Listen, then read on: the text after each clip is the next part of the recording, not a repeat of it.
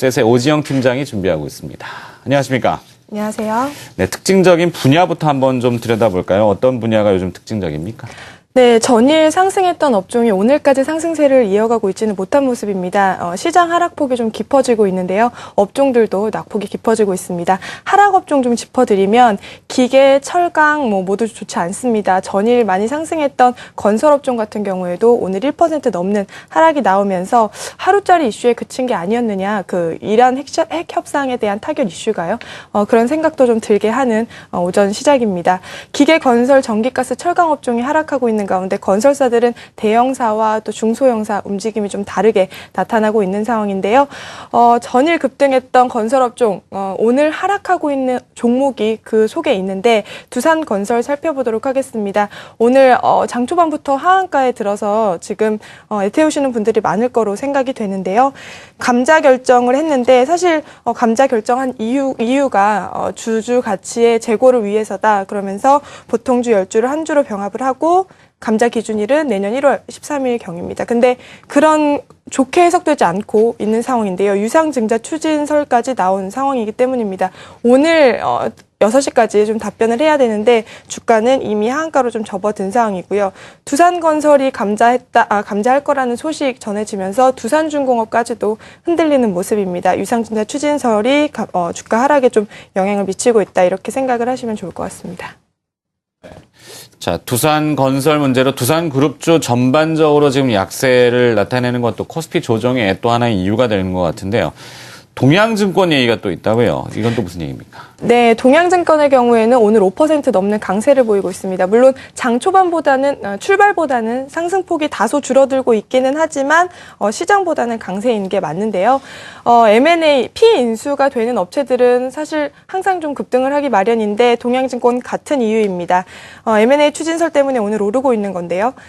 이제 실질적으로 누가 인수를 하느냐가 나타날 때 오히려 더 강세를 받기 마련인데 대만 쪽에서 이슈가 나왔습니다. 대만 유안타증권이 인수를 위해서 실사 작업에 착수한다. 어느 정도 좀 윤곽이 잡혀질 것 같자 주가가 다시 한번 좀 강세를 보여주고 있는 상황이고요. 이슈가 끝난 것이 아니기 때문에 당분간은 조금 더 강세를 보일 가능성도 있지만 시장이 좀 흔들리고 있는 상황이기 때문에 가지고 계신 물량을 좀 체크를 하시면서 보는 게 좋을 것 같습니다.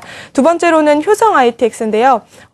제가 이 코너에 출연한 지 그리 오래되지 않았는데 벌써 여러 차례 말씀드리게 됩니다. 신소재 개발 이슈가 있었고요. 그 이후에 주가가 강세를 보이고 있는데 추가적으로 하락하지 않고 있는 상황입니다. 오늘 신규로 나온 이슈는 없습니다만 보시다시피 4% 넘는 강세를 여전히 유지하면서 추가적인 상승마저 좀 기대를 하게 하고요. 시장은 하락하고 있지만 오히려 상승폭은 조금 더 확대를 해가고 있습니다.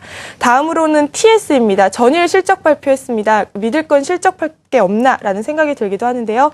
영업이익이 전년 동기 대비해서 2000% 넘는 상승을 보였습니다. 순이익은 680% 전년 동기 대비해서 좋아지면서 21억 원 보였습니다.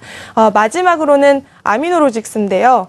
정부가 2018년까지 10조 원을 투자를 하는데 그중에 정부의 핵심 소재 사업에 4,600억 원을 투자한다고 합니다. 아미노로직스는 정부가 지정한 몇몇 업체들 가운데에서 포함되어 있는 상황이기 때문에 오늘 장 초반부터 상한가에 든 상황이고요. 장 끝날 때까지 상한가가 빠지지 않는다면 내일 흐름까지도 좀 기대를 해보게 하는 움직임입니다. 네, 특징 섹터와 특징주를 먼저 들어봤습니다. SPS의 오지영 팀장이 수고해 주셨습니다. 고맙습니다. 네, 조금 더 들어가 봅니다. 이승석 대표님. 네. 예, 웅진과 STX를 거쳐서 동양 사태를 맞이했고, 거기에 이제 동부그룹과 한진그룹이 또 얘기가 있었고, 오늘은 이제 두산그룹입니다. 이 D의 공포입니까? 디귿의 공포?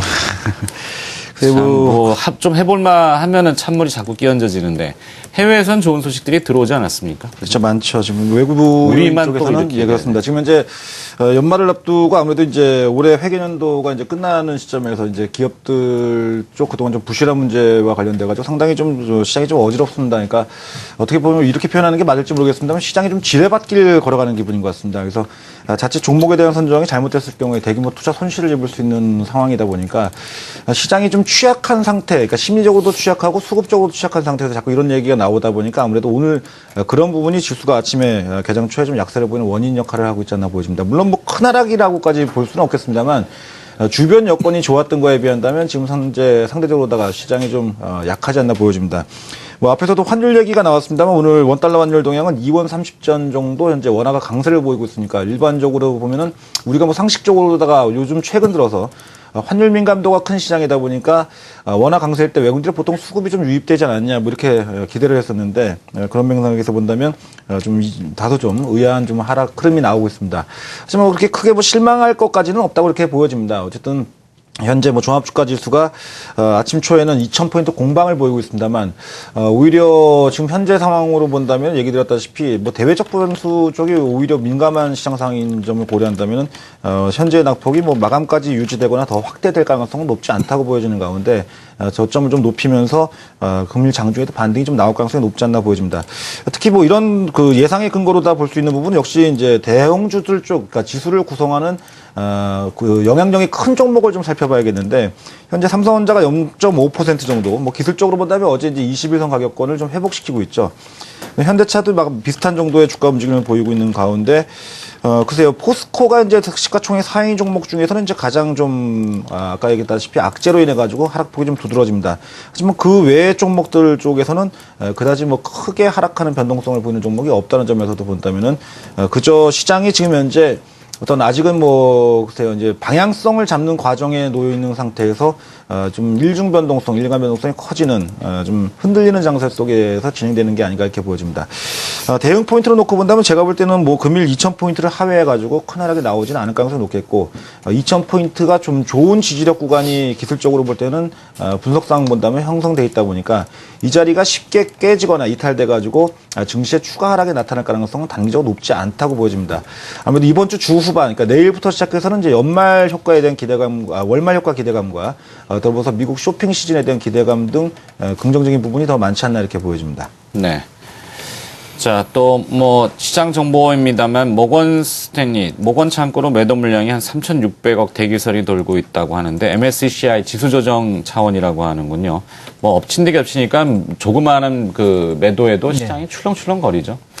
이승원 대표님도 시장 포인트만 좀 정리 좀 부탁드려요. 예, 오늘 좀 특징적인 모습 자체는 앞에서도 이제 낙폭과대 종목에 대한 업종에 대한 반등을 설명을 해주셨는데요. 대표적으로 이제 게임주들, 모바일 게임주들에 대한 쪽들이 낙폭과대 업종인데 어제 이어서 컴투스, 액터즈 소프트 같은 경우가 좀 강세를 보여주고 있고요. 낙폭과대는 아닙니다만은 지금 네이버 같은 경우는 라인 사용자가 3억 명을 돌파를 했습니다. 3억 명 돌파 때 이제 그 네이버 재팬에서 행사에 대한 쪽이 좀 대기하고 있는 상황인데 뭐 네이버 같은 경우는 라인 돌파 3억 명에 대한 어떤 모멘텀 그리고 또 이 3억 명을 넘게 되게 되면 그 이후 가입자 확보에 대한 쪽에서 상당한 또 탄력을 붙을 가능성이 높기 때문에 뭐 라인 같은 그 종목에 대한 추가적인 강세에 대한 쪽이 오늘도 좀 예상이 되고 있습니다. 지수에 대한 쪽에 대한 흐름 너무 일일비하실 필요는 없을 것 같고요. 뭐 종목에 대한 쪽 샀다 팔았다 하기보다는 좀 더 보유하는 전략에 대한 흐름으로 대응하셔야 되는 하루로 보여집니다. 네, 개장 전화 함께했습니다. 트리플 플러스 이승원 대표, 코리아증권 리서치 이승석 대표였습니다. 고맙습니다. 네, 감사합니다.